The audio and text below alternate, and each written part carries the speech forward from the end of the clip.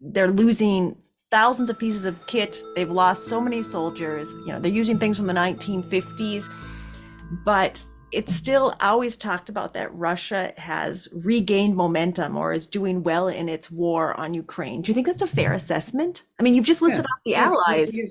Yes. I mean, they're losing overall, but you have to look at it from their viewpoint.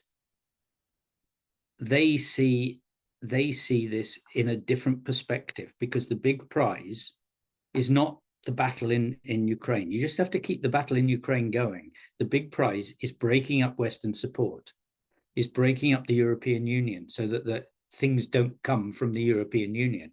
It's separating Great Britain from Germany and France.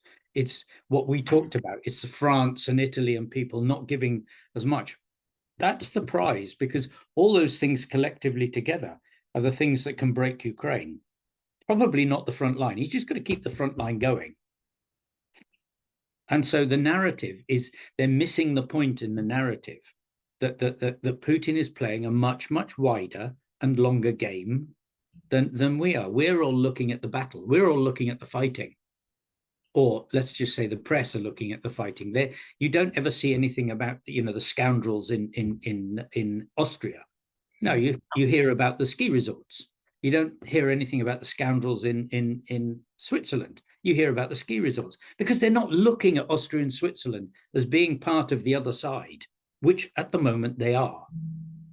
Okay, let's offer some context. I know that Austria still gets over 50% of its natural gas from Russia.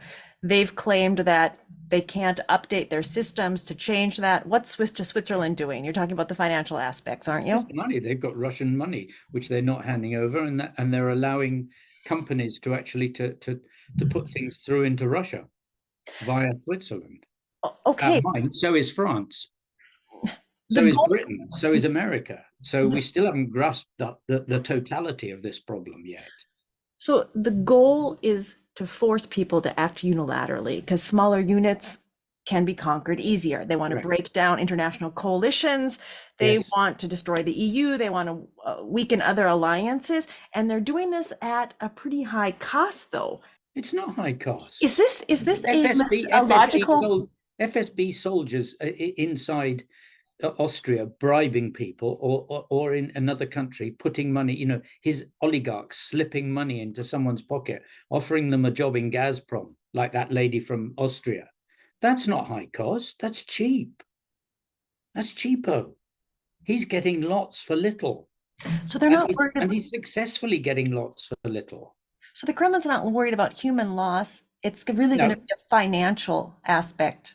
Are they going to run out of money at some point? I mean, they're out of the SWIFT banking system. Good question. We haven't actually damaged the system to the point where they are, but do they need money?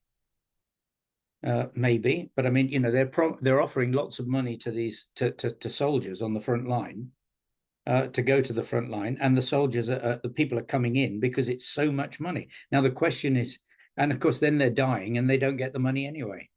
Now that's a very good question of whether they will break down first and the system will collapse. My feeling always is that it's only ever one day away from collapse. In other words, it could just fold overnight. It's like their front line could just fold overnight, because suddenly lots of people suddenly say, why are we doing this? And this does happen. It does happen in countries, but there is a stubbornness about it at the moment that is worrying. And don't forget that they still have, I would suspect, quite a lot of money stacked away in Switzerland, quite a lot of money. 3 or 4 of his oligarchs have actually increased their wealth. Yeah. The same for some businesses that said they were going to pull out.